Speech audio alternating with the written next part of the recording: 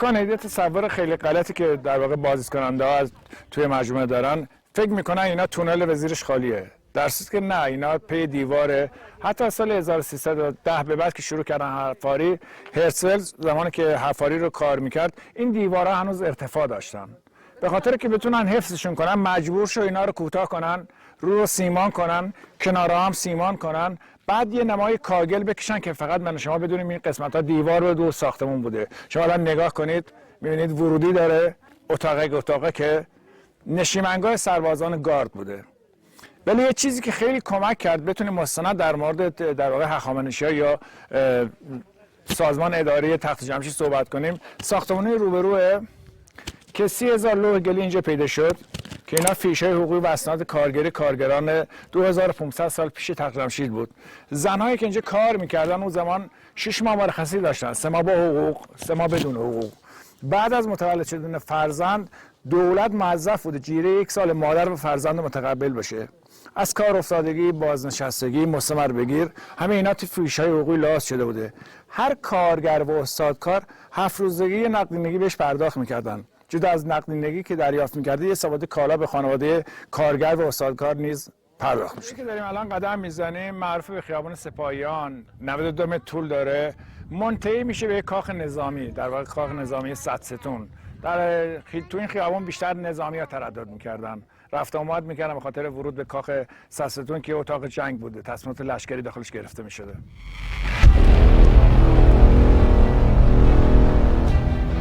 دو تا مجسمه که دارید می‌بینید در واقع معروف به سرستون‌های دو سرعقاب، ولی در واقع اینا هما هستن، پرنده اساطیری ما ایرانی‌ها. چرا این دوتا اینقدر ساله موندن؟ نگاه کنید توی مجموعه تخت جمشید هر کاری باید مورد تایید بازرس قرار می‌گرفته. گفتن اینا در واقع طراحی شده، حجاری شده، ولی مورد تایید قرار نمیگیره که توی مجموعه استفاده بشه. کاری که میکنه معمار و حجار نمیان تخریبش کنن، میان تو آرشیو در واقع نگهداریش میکنن. که سال 1333 تو افاریا پیدا شد، دقیقاً همینجا ستون گذاشتن تو مرز دید. پرنده هما تو آیین میتریس الهه مهر در واقع میگن توی کوه آذربایجان زندگی میکرده، هنوز که هنوز از نژاد پرنده هما میگن توی کوه آذربایجان وجود داره.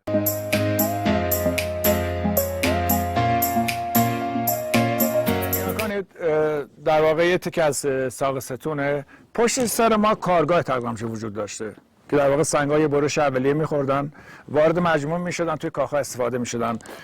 این سنگ در واقع داشته حمل می‌شده به آخرین قسمت از تخت جمشید، کاخ نیمه تمامی که دارش سوم در حال ساخت بوده که اسکندر بهش مجال نمیده که به اتمام برسونه. یه چیزی که خیلی جالبه، 2300 سال از عمر این سنگ گذشته.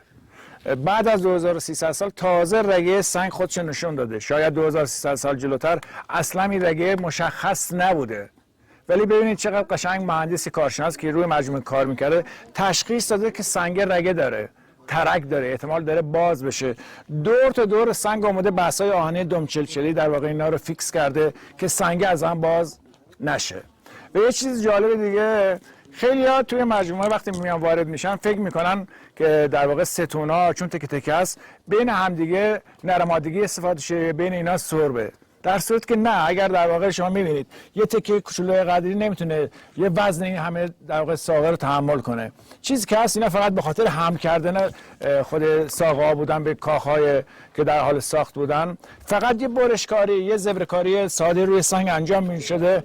وزن سنگین خود سنگاست که اینا رو هم دیگه نگه می‌داشتن و باعث میشه که سنگ‌ها حرکت نکنن. و تکه تکه بودن اینا به خاطر اینه که ضد زلزله است، چون انرژی منتقل میکنه به زمین. اگر تکه بودن شما خیلی راحت‌تر وقتی اینا لغزش دارن تخریب می‌شدن و از بین می‌رفتن.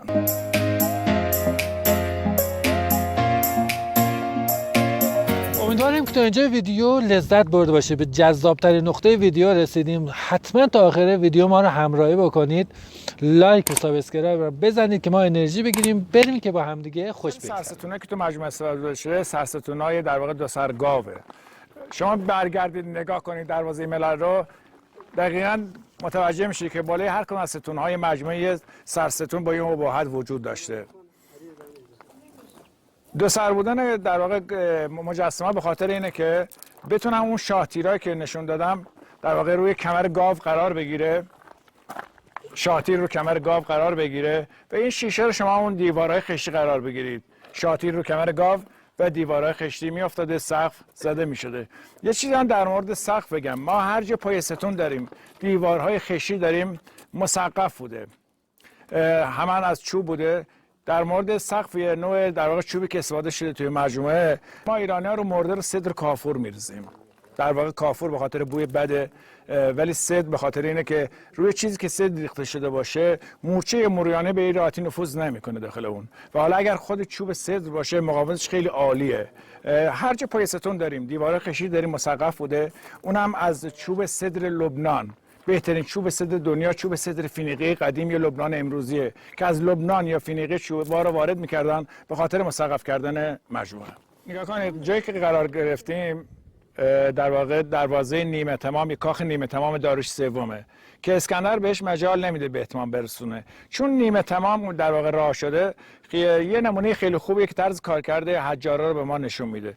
شما دقت کنید روی شالی یه فلش داریم، روی ساقم یه فلش همشکل خودش هست.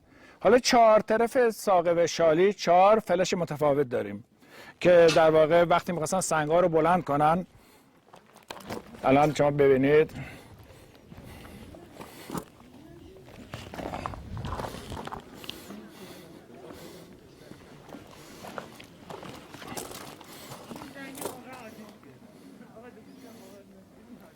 سنگ‌ها رو وقتی می‌خواستن بلند کنی شما برگردید روی اونا، زائده ها رو میتونید ببینید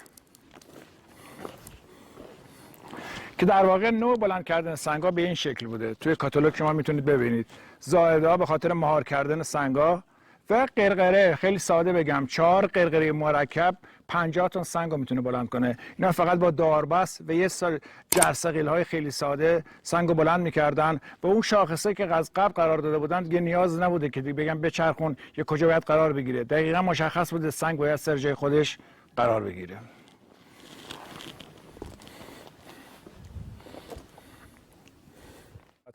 تاریخ اروپا رو که مطالعه میکنید تا 200 سال جلوتر اروپایی‌ها معذرت میخوام هر جا میرسیدن دستشویی میکردن. تا اون اومد یه سری مریضی اتفاق افتاد، تازه اومدن چای توالت در واقع اختراع کردن و معمولی تقلید چای رو ایجاد کردن تا بتونن از پیشرفت بیماری جلوگیری کنن. ولی ما ایرانی‌ها 2500 سال جلوتر دقیقاً 4 کیلومتر و نیم تونل یا اون آبراها زیر پای ما قرار داره که آب مجموعه، آب سقف، آب در واقع غیر سطحی رو از مجموعه تخلیه میکنن. جایی که قرار گرفتیم یکی از منحوله‌های حیات ها هستن که در واقع آب سقف کاخ نیمه تمام و حیات کاخ صدستون رو هدایت میکردن به بیرون. یه تفاوتی که داره تر اگو یا تر در واقع آبراهای تق جمشید توی اروپا، همین الان وقتی میخوان وارد تر فاضلابشون بشن حتما باید یه دریچه رو بردارن وارد بشن. ولی چیزی که خیلی جالبه 2500 سال جلوتر آبراهای تق جمشید پلکان ورودی داره. ما میتونیم از پلکان بریم پایین کل مجموعه رو از زیر بچرخیم. به یه نمایی بخوام نشونتون بدم در مورد داخل خود اینه. نسبت به بلندی و کوتاه بودن در واقع ارتفاع خود کاخا پست یا بلند بودنشون تونل‌ها با هم تفاوت داره. خیلی راحت چند نفر میتونن داخل تونل‌ها قدم بزنن و مجموعه رو از زیر بچرخن.